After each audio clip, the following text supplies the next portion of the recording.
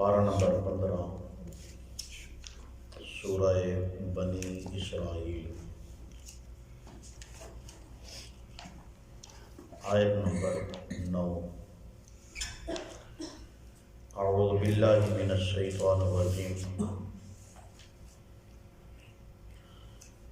ان ھذا القرآن یہدی للتی ہی اقوم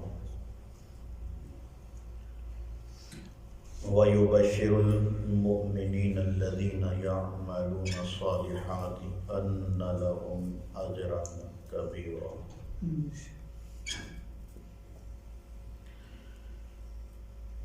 وَأَنَّ الَّذِينَ لَا يُؤْمِنُونَ بِالْآخِرَةِ أَعْتَدْنَا لَهُمْ عَذَابًا أَلِيمًا۔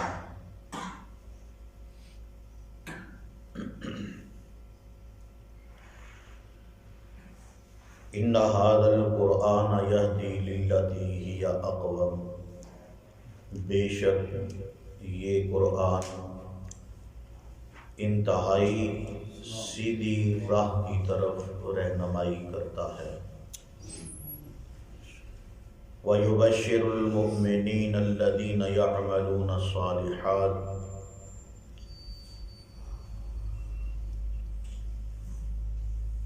اور خوشخبری ہے ان ایماندار لوگوں کے لیے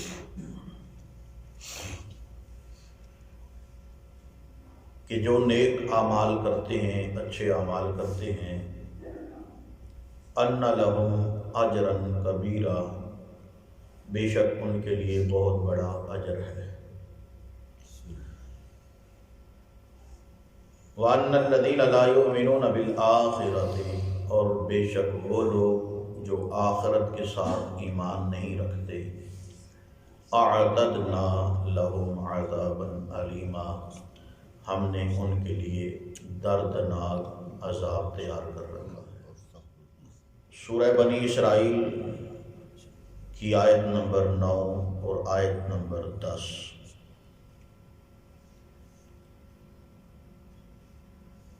ان آیتوں میں اللہ تبارک و تعالیٰ نے قرآن اور اہل ایمان کی شان و عظمت کا تذکرہ کیا ہے۔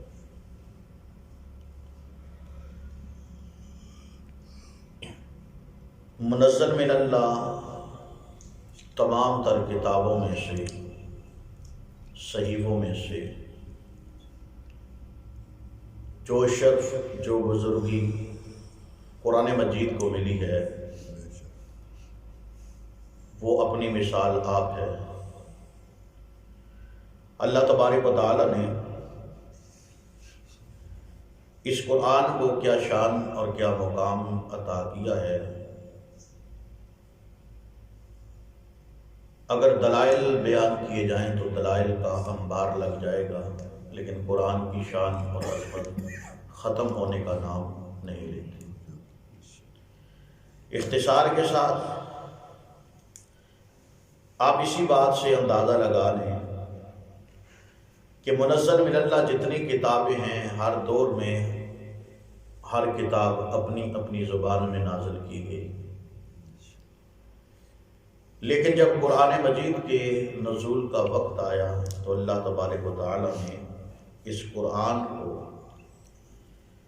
جس زبان میں نازل کیا، وہ زبان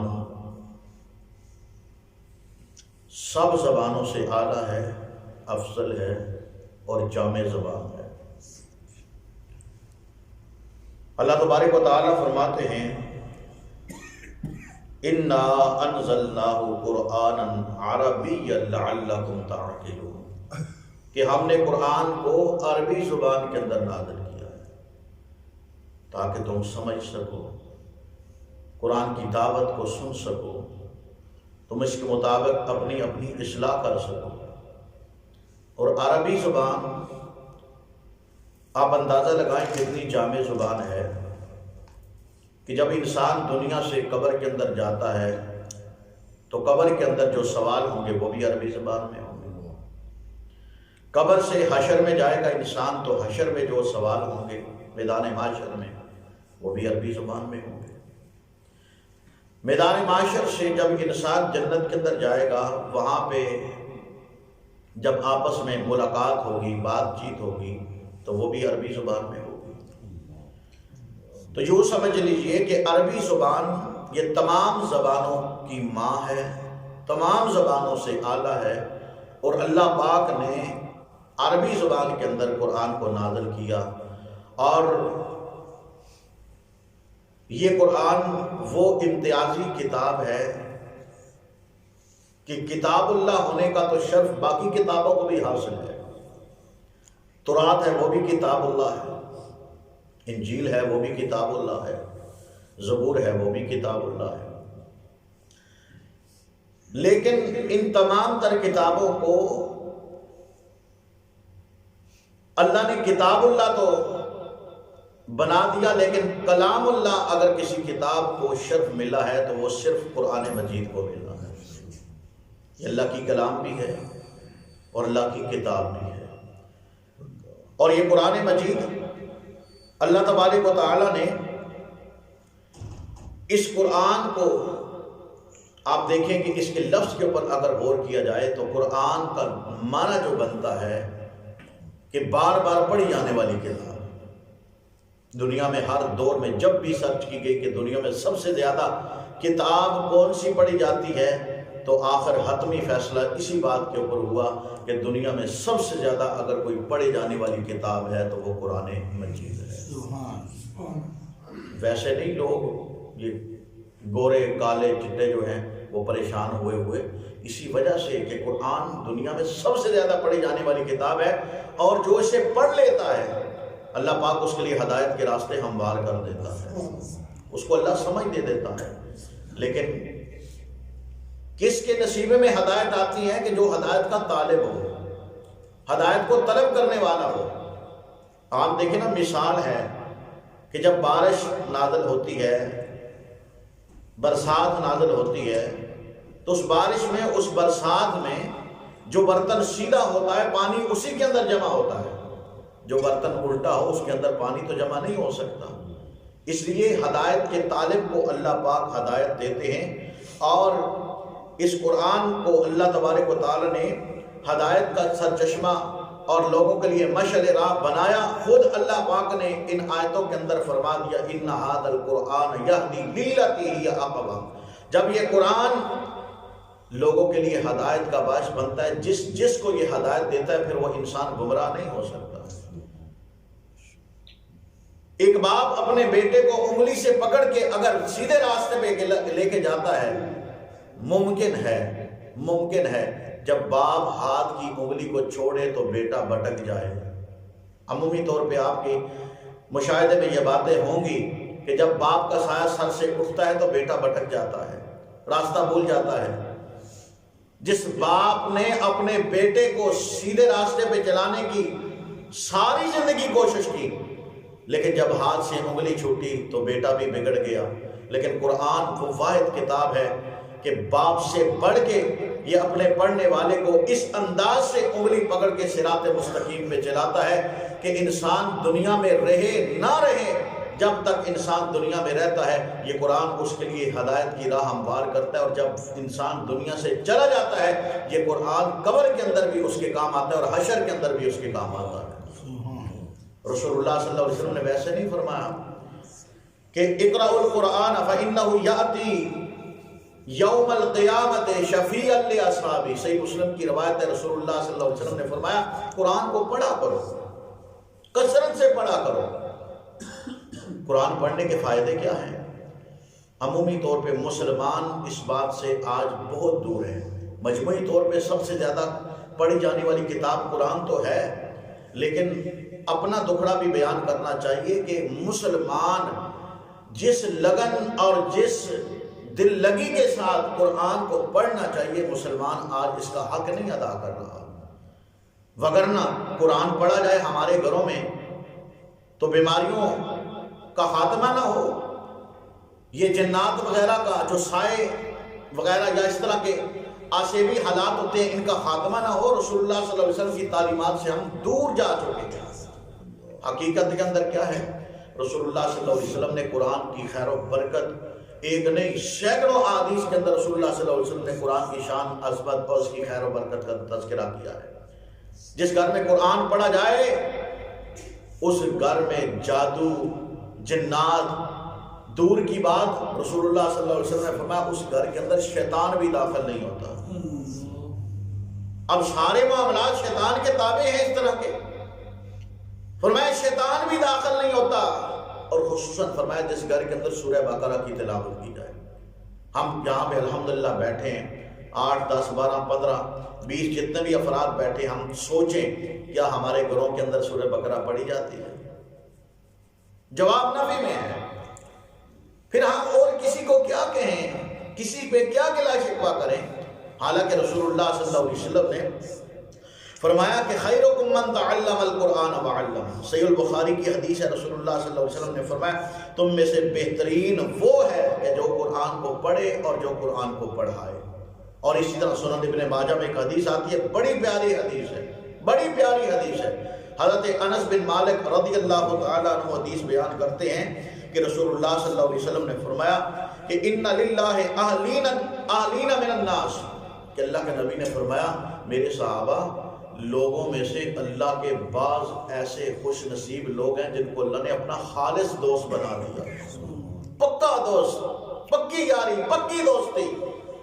حضرت انس کہتے ہیں ہم نے پوچھا اے اللہ کے رسول صلی اللہ علیہ وسلم وہ کون خوش نصیب ہیں؟ تو رسول اللہ صلی اللہ علیہ وسلم نے فرمایا ہم اہل القرآن، وہ قرآن پڑھنے والے، جتنی کثرت سے قرآن پڑھیں گے اللہ ان کے ساتھ اتنی ہی پکی سچی دوستی فرمائے گا، ان کو پکا دوست بنا لے، جتنا وہ زیادہ کثرت سے قرآن پڑھیں گے۔ فرمایا ہم اہل القرآن اہل اللہ و خاصۃ، اللہ فرماتا، رسول اللہ صلی اللہ علیہ وسلم فرماتے ہیں قرآن کو پڑھنے والے یہ اللہ کے دوست بھی ہیں، اور دوست کوئی عام دوست نہیں بلکہ فرمایا خاص الخاص، یہ اللہ کے مخصوص دوست ہیں جن کو اللہ نے اپنے دوستوں میں سے جن کا چناؤ کر لیا ہے۔ نقصان کیا ہے؟ حالانکہ آپ دیکھیں رسول اللہ صلی اللہ علیہ وسلم نے فرمایا قرآن کو پڑھنا، ایک آیت اگر انسان پڑھے نا روٹین وائز، ڈیلی کے حساب سے ایک معمول بنا لے کہ آپ اگر ایک پارہ نہیں پڑھ سکتے، اگر ایک سورت نہیں پڑھ سکتے، ایک رکوع نہیں پڑھ سکتے، یار ایک آیت کم از کم اپنا معمول بنا لیں۔ یہ ہمارے جیبوں میں موبائل ہے، جدید دور ہے جہاں پہ اتنا کچھ موبائل کے اندر ہوتا ہے، وہاں پہ ایک اگر قرآن اگر ہم ڈاؤن لوڈ کر لیں گے تو قرآن ہماری جیب کے اندر ہوگا، دقت بھی نہیں ہوگی، پریشانی بھی نہیں ہوگی۔ ایک آیت کتنا ٹائم لگتا ہے؟ 1 منٹ لگ جائے گا، 2 منٹ لگ جائیں گے، کتنا ٹائم لگتا ہے؟ اگر ہمارا قرآن سے وابستگی ہوگی تو آج یہ قرآن جس کو ہم اپنی اس زندگی میں اپنائیں گے تو یاد رکھیے یہ قرآن ہمیں وہاں پہ کام آئے گا جہاں پہ بڑے بڑے رشتے اور ناطے ٹوٹ جائیں گے، وہاں پہ یہ قرآن ہمارے کام آئے گا۔ صحیح مسلم کی روایت ہے، فرمایا فَإِنَّهُ يَأْتِي یوم القیامت شفیعا لِأَصْحَابِهِ، لوگوں قرآن پڑھا کرو کیونکہ یہ قرآن قیامت والے دن پڑھنے والے کے حق میں اللہ کے ہاں سفارش کرے گا۔ تو قرآن کی سفارش کیا اللہ نے نہیں ماننی؟ رسول اللہ صلی اللہ علیہ وسلم نے معمول ایک اپنی حدیث کے اندر اللہ کے نبی نے دیکھیں ایک طرف ایک آیت پڑھیں، آسان ترین طریقہ قرآن پڑھنے کا اور قرآن جلدی ختم کرنے کا فارمولہ ہے۔ رسول اللہ صلی اللہ علیہ وسلم کی حدیث کے مطابق آپ ایک آیت ڈیلی کی تسلسل کے ساتھ پڑھیں، ایک تو آپ کا یہ عمل ہو گیا، انشاءاللہ کبھی زندگی میں ختم تو ہو ہی جائے گا۔ اور دوسرا عمل، آپ اپنی زندگی میں سورہ اخلاص قل هو اللہ احد یہ کثرت کے ساتھ پڑھیں۔ کیوں؟